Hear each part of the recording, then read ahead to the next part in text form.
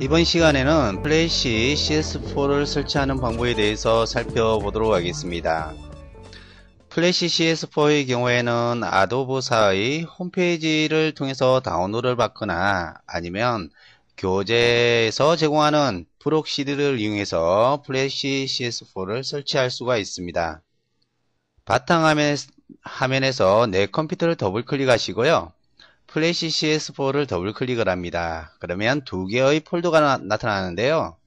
플래시 CS4의 설치 파일은 프로그램 폴더에 있고, 그리고 교재에서 사용할, 강의에 사용할 샘플 파일들은 샘플이라는 폴더에 있습니다. 프로그램이라는 폴더를 더블 클릭해서 들어가도록 하겠습니다. 플래시와 포토샵이라는 폴더가 있는데요. 플래시를 더블 클릭합니다. 여기에 보시게 되면 두 개의 파일이 있는데 보기의 옵션에서 자세히를 클릭을 해보면 응용 프로그램이라고 되어 있는 게 있어요. 두 개가 파일명이 동일하죠. 그렇기 때문에 응용 프로그램이라는 부분을 더블 클릭해서 실행을 합니다. 아도브 플래시 프로페셔널이라는 대화 상자가 나타나면 현재 파일을 압축을 풀어야 되는데 그 압축을 풀 위치를 물어보는 거예요. 여기서 기본값으로 둔 상태에서 다음 버튼을 눌러주시면 되겠죠. 그러면 바탕화면에 지정된 위치에 현재 파일의 압축을 해제하는 대화 상자가 표시가 되는 거예요. 보통 데모 버전, 즉 트라이얼 버전일 경우에는 30일 동안만 사용할 수 있기 때문에 여러분들이 계속해서 사용하고자 할 때는 정품을 구매하셔야겠죠.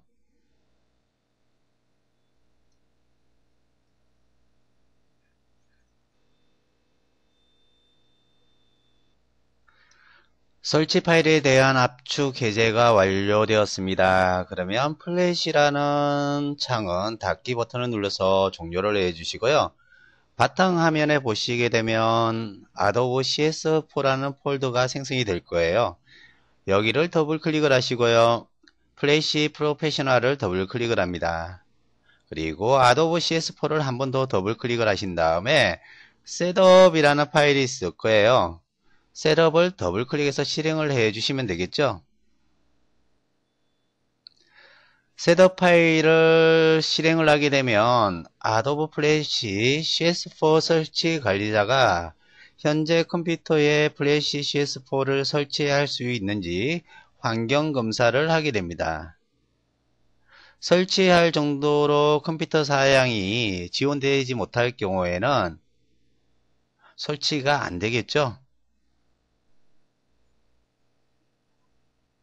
환경 설정이 완료가 되면 현재 화면처럼 설치 프로그램을 읽어드립니다.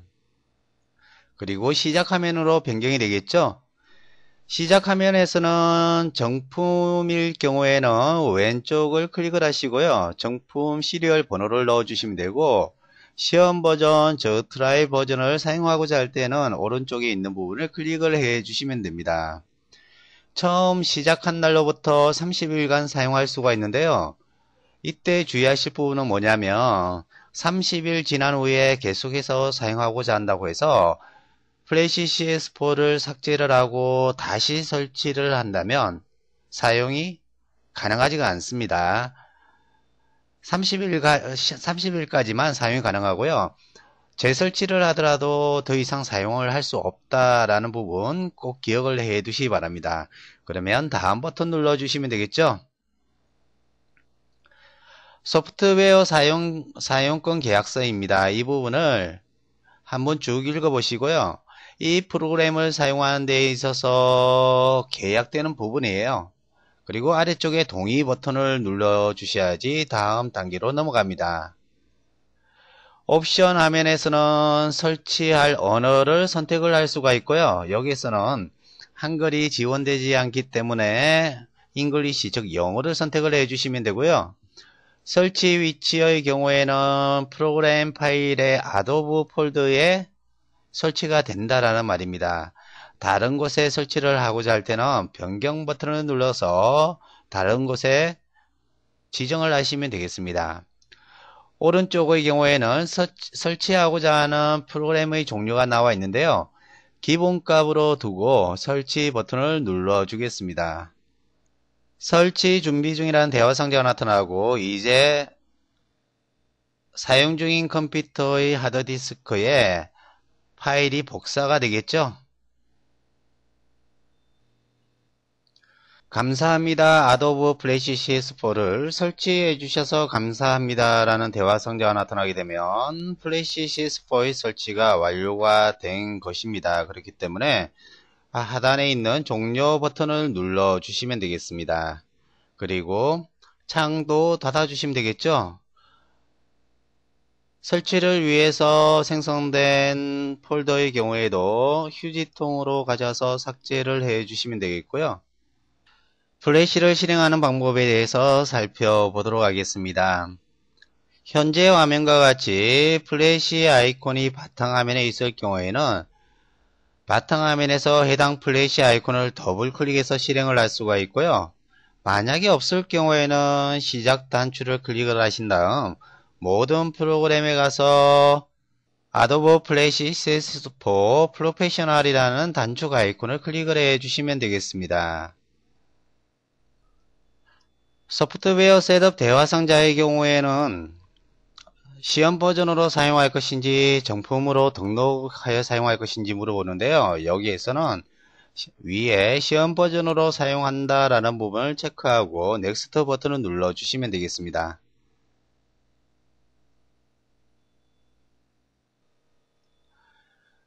플래시가 실행이 되었습니다. 플래시에서 새로운 도큐멘트를 작성하기 위해서는 시작 화면에서 Create 항목 있죠? Create New 항목에서 새로운 파일을 클릭을 하셔도 되고요. 파일 메뉴를 클릭을 한 다음 New를 선택해서 New 도큐멘트 대화 상자에서 여러분들이 타입의 목록 부분에서 선택해서 실행할 수가 있습니다. 보통 액션 스크립트 2.0과 3.0이라고 나와 있는데요. 이 중에서 여러분들이 선택을 어떤 걸 하셔도 큰 차이는 없습니다. 플래시를 단순하게 만들고자 할 때는 액션 스크립트의 버전과는 상관이 없고요. 그리고 최신의 어떤 액션 스크립트를 사용하고자 한다. 그러면 상위 버전을 선택을 해 주시면 되겠죠. 여기에서는 플래시 파일 액션 스크립트 2.0을 선택하고 확인 버튼을 눌러줍니다. 다음은 플래시 CS4의 화면 구성을 살펴보도록 하겠습니다. 먼저 첫 번째 부분의 경우에는 메뉴 표시줄로 해서 플래시에서 사용할 수 있는 모든 명령어들을 모아둔 곳입니다. 두 번째는 오른쪽에 있는 부분이 되겠죠. 이 부분은 우리가 툴박스라고 이렇게 표현을 하고요. 플래시에서 사용할 수 있는 모든 도구들이 모여져 있어요. 세 번째 영역은 레이어 부분이 되겠죠. 레이어 부분에 있어서 여러 개의 레이어를 가질 수 있고요. 레이어의 순서를 변경을 하게 되면 각 레이어에 작성된 도형, 즉 오브젝트의 위치를 변경하실 수가 있습니다. 네 번째는 타임라인이라고 표현하는 부분으로요. 애니메이션의 움직임을 조절하고 관리하는 부분이 되겠죠. 다섯 번째는 스테이지라고 표현을 합니다. 실제 우리가 작성해야 되는 부분이죠. 여섯 번째는 프로퍼티스가 되겠습니다. 프로퍼티스 같은 경우에는 현재 화면이 좁아서 표시가 되지 않는데요. 클릭을 하게 되면 왼쪽으로 해서 프로퍼티스 패널이 화면에 표시가 됩니다. 작업 중인 상황의 세부적인 내용을 확인할 수 있는 부분이 되겠죠. 그리고 마지막으로 오른쪽에 보시게 되면 단추가 하나 있어요. 이 부분은 패널 옵션 아이콘이라고 표현을 합니다. 클릭을 하게 되면 패널의 옵션을 세부적으로 설정할 수가 있습니다. 다음은 툴박스에 대해서 살펴보도록 하겠습니다. 첫 번째는 우리가 셀렉션 툴이라고 그랬어요. 선택 툴이라고 표현합니다. 오브젝트를 이동하거나 선택을 할 때 우리가 많이 사용을 하겠죠. 두 번째의 경우에는 서버 셀렉션 툴이라고 표현을 하고요. 부분 선택 툴을 의미합니다. 부분 선택이 가능하며 선택된 오브젝트의 외곽선을 수정할 때 사용을 하는 방식입니다. 세 번째의 경우에는 프리 트랜스폼 툴이라서 자유 변형 툴이에요. 삽입된 오브젝트를 자유롭게 변형을 할 때 사용을 하고요. 네 번째 3D 로테이션 툴입니다. 로테이션이란 건 뭐예요? 회전을 할 때 사용하는 거죠. 3차원적으로 오브젝트를 회전할 때 사용하고요. 3D 로테이션 툴을 누르고 있으면 왼쪽에 두 개의 서브 메뉴가 나타납니다. 아래쪽에 있는 3D 트랜슬레이션 툴 같은 경우에는 3차원 오브젝트를 이동한다든지 크기를 변경할 때 사용을 합니다. 다음은 라소 툴이 되겠죠. 우리가 일반적으로 올가미 툴이라고 그래요. 원하는 영역을 자유롭게 선택을 할 때 사용을 하고요. 여섯 번째는 펜 툴이 되겠습니다. 꾹 누르고 있으면 왼쪽에 세부 메뉴, 즉 서버 툴이 나타나는데요. 보통 우리가 직선을 그리거나 곡선을 그릴 때 사용하는 그런 툴이 되겠죠. 앵커 포인트 툴의 경우에는 직선이나 곡선에 새로운 앵커 포인트를 추가할 때 사용을 하고요. 딜리트 앵커 포인트 툴의 경우에는 삽입되어 있는 앵커 포인트를 삭제할 때 사용합니다. 그리고 컨버트 앵커 포인트 툴, 즉 포인트 전환 툴이죠. 기존에 없던 방향선을 새롭게 만들어주거나 또는 스무스 포인트와 코너 포인트를 서로 변환시킬 때 사용을 합니다.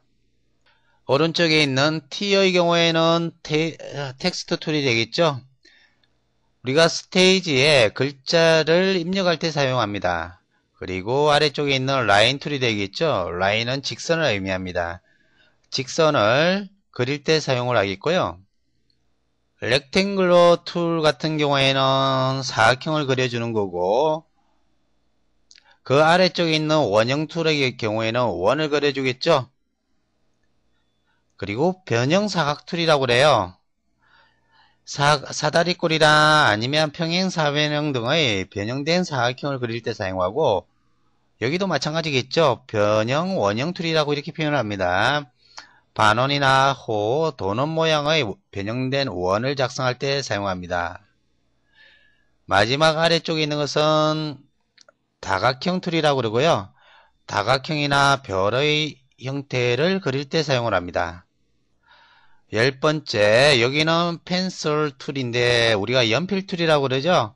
자유로운 곡선을 선을 그릴 때 사용합니다. 이런 형태로 그릴 수가 있겠죠. 오른쪽에 보시게 되면 블러시 툴과 스프레이 블러시 툴이 있어요. 블러시 툴 같은 경우에는 연필 툴과 같이 선을 그리기 위한 툴로 블러시의 모양을 변경할 수가 있고요. 스프레이 블러시 툴의 경우에는 특정 요소를 스프레이로 뿌리는 효과를 보여주는 툴이 되겠습니다. 다음은 데코 툴이 되겠죠. 배경에 일정한 패턴을 만들어주는 툴이 되겠습니다. 그리고 본 툴을 클릭을 해볼게요. 오브젝트에 있어서 관절 움직임을 만들어주는 툴이고요. 그리고 바인드 툴의 경우에는 오브젝트의 관절과 특정 요소를 연결시켜서 움직임을 만들어주는 툴이 되겠습니다. 그리고 페인트 베킷 툴이죠. 면에다가 색을 채워주는 역할을 하거나 선의 색상을 바꾸어주는 역할을 하죠. 그리고 잉크병 툴이 되겠습니다.